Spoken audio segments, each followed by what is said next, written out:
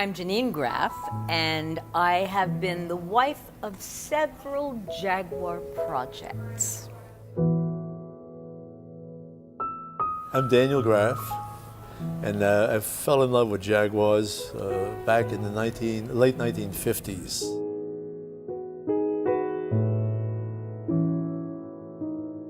To me, Jaguars were always a car that aesthetically was far prettier than any other car.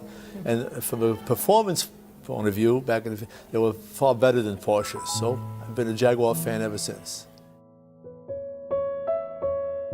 Our latest project, which is an amazing Mark IV, but when it first arrived, it looked like a pile of garbage. In fact, our neighbors thought we were bringing all of these metal artifacts to the dump.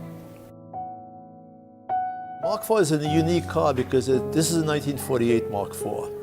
And shortly after the war, the Jaguar, which then changed their name officially to Jaguar from SS prior to the war, they had to get back into production very quickly. So they actually took a 1939 pre-war model to get it out in production because at the time the allocation of steel by the British government was based on the amount of revenue, foreign revenue, that they could bring in. The Mark IV was not an official name in the nomenclature of Jaguar. It was called the Jaguar 1.5, 2.5, 3.5 liter saloon, or Drophead. The name Mark V started in 1949 with the Mark V, but meanwhile people didn't know what to call the 1948 cars, so it picked up the moniker of Mark IV. It was easier to say I have a Mark IV. So the dealers picked it up, and then car owners picked it up. So that's the story of the Mark IV, and that's why it's here today. The beauty of the British cars has always been passionate. You know, with the big head, in this case, the big headlights, the big Lucas P100 headlights, the long hood, the flowing fender lines, the side irons, gorgeous cars, and of course, state-of-the-art for its days. There's nothing more satisfying than resurrecting a sculpture, a functional sculpture. And instead of going to the dump, it becomes what it was designed to be. And it was beautiful. So that to me is the satisfaction. The satisfaction of restoring a car, particularly an old car like that handles much more difficulty than a Hyundai today, of course. But for those days, it was the car to have.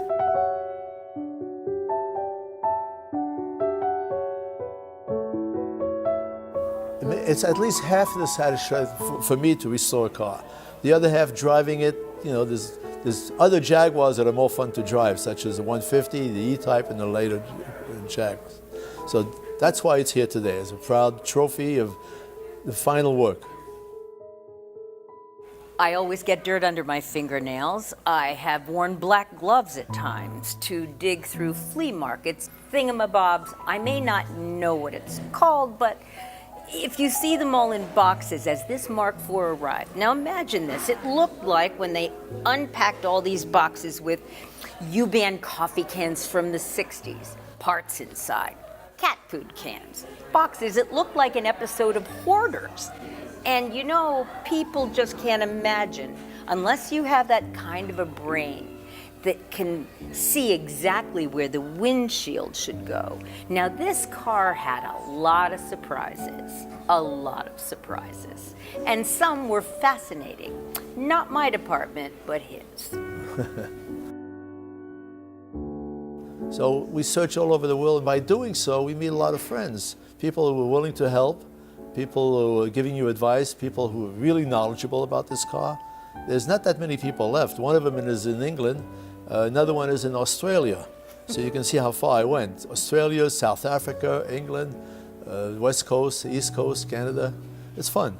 Well, you think about that, all over the world, but the biggest surprise that I think he had in store, after he put this together and that together, and then he'd eyeball it, and then he'd measure. And I mean, you're almost recreating an object that was in time, but that also had a sort of persona about it, a provenance, if you will.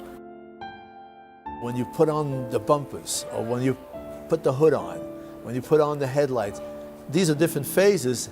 Cool, and you know, and it's a satisfaction. These little parts, as the car, before that, the car is just a frame. You got 4 wheels, you know, suspension, but after you add all these parts, the fenders, all of a sudden now the fender adds character to the car that it didn't have before. Before it was just a box. The whole process is fascinating, and it's remembering that it's a continuum. People may look at this or get impatient that they can't find that, or that one piece doesn't work. But when it comes together, it's magnificent. And make sure that when you're looking at that car all together, that you remember the work that went into it and the hands that recreated history.